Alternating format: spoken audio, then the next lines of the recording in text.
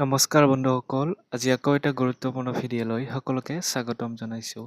এইটো ভিডিঅ'ৰ মাধ্যমেৰে আমি আলোচনা কৰিম FY UGP 4th semester education major থকাসকলৰ কাৰণে নিৰ্দেশনা আৰু পৰামৰ্শদান ছাবজেক্টৰ অৰ্থাৎ মেজৰ 3ৰ পেপাৰ কুৱেশ্যন পেপাৰ আমি সলিউশ্যন সম্পৰ্কে আলোচনা কৰিম।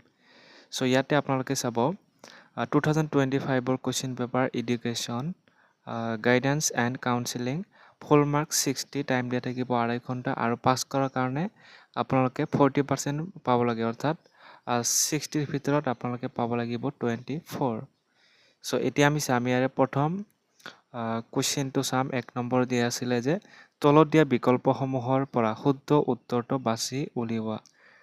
A নম্বৰ আছিলে বা 1 নম্বৰত আছিলে যে নিৰ্দেশনাক এক প্ৰক্ৰিয়া বুলি ক'ব পাৰি কাৰণ A নম্বৰত আছিলে যে সমস্যাবোৰ চিনাক্ত কৰি বিকল্প নিৰ্ধাৰণ কৰি লক্ষ্য স্থিৰ কৰি আৰু এই লক্ষ্যতে উপনীত হোৱাৰ বাবে এজন পৰিকল্পনা প্ৰস্তুত কৰে। B নম্বৰ আমি একেবাৰে শুদ্ধ এনচাৰটোহে পঢ়িম মাত্ৰ কাৰণ বেছি সময় প্ৰয়োজন হ'ব গোটেইখিনি ক'বলৈ গ'লে। গতিকে ইয়াৰে যিটো দেখা পাইছে ইয়াৰে আপোনালোকৰ কাৰেক্ট এনচাৰটো হ'ব অপশ্যন চি অৰ্থাৎ ই এক অব্যাহত প্ৰক্ৰিয়া। তাৰপিছতে যদি আমি চাওঁ 2 নম্বৰ কুৱেশ্যনটো আছিলে পৰামৰ্শদানৰ মৌলিক নীতিসমূহ হ'ল ইয়াতে 4টা দিয়া আছে গোটেইখিনি পৰামৰ্শদানৰ মৌলিক নীতি হয়। গতিকে এনচাৰটো হ'ব ওপৰৰ সকলোকেইটা। তাৰপিছতে নেক্সট 3 নম্বৰ কুৱেশ্যনটো চাব যে তলত দিয়া বিবৃতিসমূহৰ কোনটো নিৰ্দেশনা স্বভাৱ আৰু বৈশিষ্ট্যৰ প্ৰসংগত ভুল। ইয়াতেও ঠিক তেনেকুৱা 4টা অপশ্যন দিয়া আছে। কাৰেক্ট এনচাৰ হ'ব অপশ্যন নম্বৰ চি যে নিৰ্দেশনা হৈছে কেৱল আনৰ সহায়ত ব্যক্তি এগৰাকীক নিজকে নিজে সহায় কৰা। এতিয়া আমি 4 নম্বৰ প্ৰশ্নলৈ আগবাঢ়িছোঁ। এগৰাকী শিক্ষকে যদি শ্ৰেণীত এজন সমস্যা সৃষ্টিকাৰী শিশুক পায় তেন্তে তেওঁ কি কৰা উচিত। চ' ইয়াতে বহুতকেইটা ৰিয়াকশ্যন দিয়া আছে কি কৰিব লাগে বা প্ৰব্লেম সলিউশ্যনৰ উপায় দিয়া আছে। আমি ডাইৰেক্ট এনচাৰটো পঢ়িম। এনচাৰ হ'ব শিশুটিক পৰামৰ্শ দান কৰা। চ' এইখিনিতো হ'বই নোৱাৰে। শিশুটিক তৎক্ষণাত ঘৰলৈ পঠিয়াব নোৱাৰি, শিশুটিক উপেক্ষা কৰিব নোৱাৰি, শিশুটিক শাস্তি প্ৰদান কৰিব নোৱাৰি। গতিকে আমি এটাই তেখেতক পৰামৰ্শ প্ৰদান কৰিব পাৰোঁ। এইটো হ'ব কাৰেক্ট এনচাৰ। নেক্সট 5 নম্বৰ কুৱেশ্যনটো আছিলে যে মৌখিক নিৰ্দেশনা কোন ক্ষেত্ৰত কম প্ৰভাৱশালী। গতিকে ইয়াতেও ঠিক তেনেকুৱাই 4টা option. Correct answer will be option B কৌশলসমূহৰ শিক্ষা দিয়া। তাৰপিছতে তথ্যৰ শিক্ষা দিয়া এইখিনি বাকী দুটা অপশ্যন আছিলে। তাৰপিছতে শেষৰ কুৱেশ্যন 6 নম্বৰ আছিলে তলৰ ভিতৰত কোনটো পৰামৰ্শদানৰ উপাদান নহয়। গতিকে সাক্ষাৎকাৰ, বিশ্বাস, তাৰপিছতে যোগাযোগ এই সকলোখিনি হৈছে পৰামৰ্শদানৰ উপাদান। গতিকে এটাই পৰামৰ্শদানৰ উপাদান নহয়, সেইটো হৈছে চি নম্বৰ অৰ্থাৎ পেছাগত উন্নতি। তাৰপিছতে চাব 7 নম্বৰ কুৱেশ্যন শ্ৰেণীকোঠাৰ পৰিসৰত যি ধৰণৰ পৰামৰ্শদান কৰা হয় সেয়া হৈছে আমি জানো দলীয় পৰামৰ্শদান। যিটো শিক্ষকে আপোনাক যিটো পৰামৰ্শ দিয়ে এইটো পৰামৰ্শৰ বিভিন্ন প্ৰকাৰ আছে। সম্প্ৰদায় পৰামৰ্শদান, ব্যক্তিগত পৰামৰ্শদান মাত্ৰ 2জন ব্যক্তিৰ মাজত হয়। গতিকে যেতিয়া আমি শিক্ষকে যেতিয়া ছাত্ৰ ছাত্ৰীসকলক কিবা এটা নিৰ্দেশনা বা পৰামৰ্শ দিয়ে সেইটো হ'ব দলীয় পৰামৰ্শদান। গতিকে এইটো হ'ব এনচাৰ চি দলীয় পৰামৰ্শদান। নেক্সট আমাৰ কুৱেশ্যন আছিলে তথা শেষৰটো আছিলে যিজনে পৰামৰ্শৰ সহায় বিচাৰে তেওঁক কোৱা হয়। আমি জানো পৰামৰ্শদানত 2জন ব্যক্তি জড়িত হৈ থাকে বা ততোধিক ব্যক্তি জড়িত হৈ থাকে। এজন যিয়ে পৰামৰ্শ প্ৰদান কৰে তেওঁক পৰামৰ্শদাতা বুলি কোৱা হয় আৰু যিয়ে গ্ৰহণ কৰে তেওঁক পৰামৰ্শ গ্ৰহণকাৰী বুলি কোৱা হয়। ইয়াতে সুধিছে যিজনে পৰামৰ্শৰ সহায় বিচাৰে অৰ্থাৎ পৰামৰ্শ গ্ৰহণকাৰীৰ কথা কোৱা হৈছে। গতিকে ইয়াতে অপশ্যন দিয়া আছে চাব অপশ্যন বিতে কাৰেক্ট এনচাৰ দিয়া আছে। গতিকে এইটো এনচাৰটো হ'ব পৰামৰ্শ গ্ৰহণকাৰী। চ' তাৰপিছতে চাব 2 নম্বৰ যিটো কুৱেশ্যন দিয়া আছে আমাৰ যে যিকোনো 6টাৰহে মাত্ৰ এনচাৰ আলোচনা কৰিম। 2 মাৰ্ককৈ দিয়া আছে। প্ৰথমে আছিলে 1 নম্বৰ নিৰ্দেশনাৰ 2টা মনোবৈজ্ঞানিক আধাৰ উল্লেখ কৰা। চ' এইটো আমি এনচাৰ এতিয়া লিখিম। আপোনালোকে চাব যে নিৰ্দেশনাৰ 2টা যিকোনো মনোবৈজ্ঞানিক আধাৰ উল্লেখ কৰা হ'ল। প্ৰথমতে আপোনালোকে লিখিব পাৰে 1 নম্বৰত যে নিৰ্দেশনা দুটা মনস্তাত্ত্বিক আধাৰ হ'ল ব্যক্তিগত পাৰ্থক্য। 1 নম্বৰ ব্যক্তিগত পাৰ্থক্য। প্ৰতিজন ব্যক্তি ইজনে সিজনতকৈ পৃথক, গতিকে তেওঁলোকৰ প্ৰয়োজন অনুসৰি নিৰ্দেশনা বেলেগ বেলেগ হয়।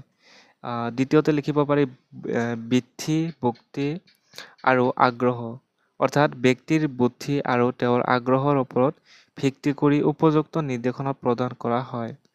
তাৰপিছতে আপোনালোকে 2 নম্বৰ কুৱেশ্যন লৈ আগবাঢ়িব। 2 নম্বৰ কুৱেশ্যনটো আছিলে নিৰ্দেশনাৰ দুটা নীতি উল্লেখ কৰা।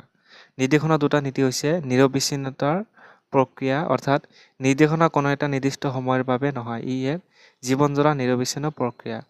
2 নম্বৰত লিখিব সকলোৰে বাবে নিৰ্দেশনা। নিৰ্দেশনা কেৱল সমস্যাগ্ৰস্ত লোকৰ বাবে নহয়, ই প্ৰতিজন ব্যক্তিৰ সামগ্ৰিক বিকাশৰ বাবে প্ৰয়োজন। 3 নম্বৰ কুৱেশ্যনটো আছিলে আমাৰ যে পৰামৰ্শদান দুটা উপাদান উল্লেখ কৰা। পৰামৰ্শদানৰ উপাদান আমি অলপ আগতে অপশ্যনেল কুৱেশ্যনবিলাকত পাইছিলোঁ, তথাপি কৈছোঁ পৰামৰ্শদানত যিকোনো দুটা উপাদান হৈছে পৰামৰ্শদাতা এটা আছে আৰু পৰামৰ্শ গ্ৰহণকাৰী। গতিকে তেখেতৰ বিষয়ে অলপ লিখিব, যেনে যিয়ে বিশেষজ্ঞ হিচাপে সহায় আগবঢ়ায় তাকে পৰামৰ্শ দাতা বুলি কোৱা হয়, আৰু পৰামৰ্শ গ্ৰহণকাৰী হৈছে যাৰ সমস্যা সমাধানৰ বাবে সহায়ৰ প্ৰয়োজন হয়। একেবাৰে শেষৰ কুৱেশ্যন 4 নম্বৰ নিৰ্দেশনাৰ আৱশ্যকতাৰ বিষয়ে চুটিকৈ লিখা।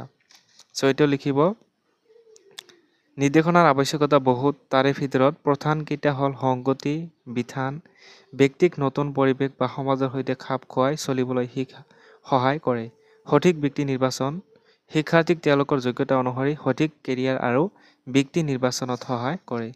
এইখিনি আছিলে আমাৰ কুৱেশ্যন। আৰু এটা চাব লাগিব। এতিয়া চাব 5 নম্বৰ কুৱেশ্যন। ইয়াতে যিটো সহজ সেইটোহে আমি আলোচনা কৰিম। ইয়াতে গোটেইখিনি আপোনালোকে প্ৰথমতে চাব, ইয়াতে দিয়া আছে। আমি পঢ়িম পৰামৰ্শদানৰ যিকোনো দুটা উদ্দেশ্য। 9 নম্বৰটো এইটো আমি আলোচনা কৰিম, ঠিক আছে। আপোনালোকে লিখি যাব যে পৰামৰ্শদানৰ যিকোনো দুটা উদ্দেশ্য হ'ল 1 নম্বৰত লিখিব আত্মসজাগতা বৃদ্ধি কৰা, ব্যক্তিজনক নিজৰ সামৰ্থ্য, দুৰ্বলতা, অনুভূতি আৰু আচৰণৰ বিষয়ে ভালদৰে বুজিবলৈ সহায় কৰা। 2 নম্বৰত লিখিব পাৰে সিদ্ধান্ত গ্ৰহণত সহায় কৰা, ব্যক্তিক জীৱনৰ বিভিন্ন জটিল পৰিস্থিতি বা সমস্যাৰ সঠিক সমাধান বিচাৰি উলিয়াবলৈ আৰু স্বতন্ত্ৰভাৱে সিদ্ধান্ত ল'বলৈ সক্ষম কৰি তোলা। আমি আগতে কৈছোঁ যিকোনো ছয়টা হৈছে এতিয়া। ইয়াতে আমি আৰু এটা কুৱেশ্যন পঢ়িব লাগিব, যিটো হৈছে 8 নম্বৰত দিয়া আছে শৈক্ষিক নিৰ্দেশনা কি। আপোনালোকে লিখিব পাৰে শৈক্ষিক নিৰ্দেশনাৰ বিষয়ে যে শৈক্ষিক নিৰ্দেশনা হ'ল এক সহায়কাৰী প্ৰক্ৰিয়া যাৰ জৰিয়তে এজন শিক্ষাৰ্থীক তেওঁৰ শিক্ষা সম্পৰ্কীয় সিদ্ধান্তবোৰ সঠিকভাৱে ল'বলৈ সহায় কৰা হয়। ই শিক্ষাৰ্থীক তেওঁৰ আগ্ৰহ আৰু সামৰ্থ্য অনুযায়ী উপযুক্ত পাঠ্যক্ৰম বা বিষয় নিৰ্বাচন কৰি অধ্যয়নৰ সঠিক অভ্যাস গঢ়ি তোলা আৰু শৈক্ষিক সফলতা লাভ কৰাত সহায় কৰে। এইখিনি আছিলে আপোনালোকৰ 2 নম্বৰৰ কুৱেশ্যন আৰু ইয়াৰ সমাধান। এতিয়া আমি 3 নম্বৰ প্ৰশ্নলৈ আগবাঢ়িছোঁ। চাব তলৰ প্ৰশ্নসমূহৰ পৰা যিকোনো 4টা উত্তৰ দিয়া। 5 মাৰ্কৰ আছে যিকোনো 4টা। যিকেইটা সহজ পায় সেই 4টা আপোনালোকে লিখিব পাৰে। প্ৰথমতে আমি 1 নম্বৰটো চাব নিৰ্দেশনা সেৱাত শিক্ষকৰ ভূমিকা উল্লেখ কৰা। দ্বিতীয়তে আছে পৰামৰ্শদানৰ নিৰ্দেশীয় বা প্ৰত্যক্ষ আৰু অনিৰ্দেশীয় বা পৰোক্ষ দৃষ্টিকোণ বুলিলে কি বুজা। প্ৰথম আমি 1 নম্বৰটো আলোচনা কৰিছোঁ যে নিৰ্দেশনা সেৱাত শিক্ষকৰ ভূমিকা উল্লেখ কৰা। আপোনালোকে লিখি যাব পাৰে 1 নম্বৰত লিখিব ব্যক্তিগত মনোযোগ, প্ৰতিগৰাকী শিক্ষাৰ্থীৰ অভিৰুচি, সামৰ্থ্য আৰু সমস্যাসমূহ চিনাক্ত কৰা। দ্বিতীয়তে আছে তথ্য সংগ্ৰহ, অৰ্থাৎ ছাত্ৰ-ছাত্ৰীৰ আচৰণ, পাৰদৰ্শিতা আৰু ঘৰুৱা পৰিৱেশৰ তথ্য সংগ্ৰহ কৰি কিউমুলেটিভ ৰেকৰ্ড কাৰ্ড প্ৰস্তুত কৰাত সহায় কৰা। তৃতীয়তে পৰিৱেশ সৃষ্টি, শ্ৰেণীকোঠাত এক বন্ধুত্বপূৰ্ণ আৰু সহানুভূতিশীল পৰিৱেশ গঢ়ি তোলা যাতে ছাত্ৰ-ছাত্ৰীয়ে নিজৰ কথা মুকলিকৈ ক'ব পাৰে। চতুৰ্থতে লিখিব পাৰে সহায়কাৰী হিচাপে প্ৰয়োজন সাপেক্ষে বিশেষ পৰামৰ্শদাতাৰ ওচৰলৈ শিক্ষাৰ্থীক প্ৰেৰণ কৰা। এতিয়া আমি আলোচনা কৰিম 2 নম্বৰ কুৱেশ্যনটো। 2 নম্বৰ কুৱেশ্যনটো লিখা আছে চাব। 2 নম্বৰটো পৰামৰ্শদানৰ নিৰ্দেশীয় বা প্ৰত্যক্ষ আৰু অনিৰ্দেশীয় বা পৰোক্ষ দৃষ্টিকোণ বুলিলে কি বুজা।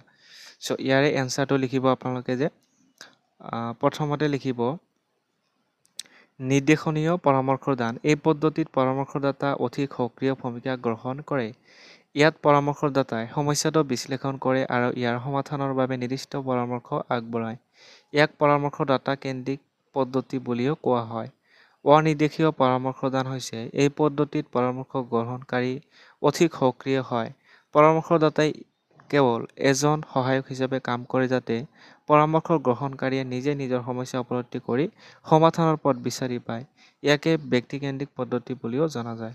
নেক্সট 3 নম্বৰ কুৱেশ্যনটো আছিলে এজন ভাল পৰামৰ্শদানৰ বৈশিষ্ট্যসমূহ কি কি? এইটো ভেৰি ইম্পৰ্টেণ্ট, গতিকে আপোনালোকে ফাইনেল এক্সামৰ কাৰণে চাব পাৰে এই কুৱেশ্যনটো। এজন ভাল পৰামৰ্শদানৰ বৈশিষ্ট্যসমূহ কি কি?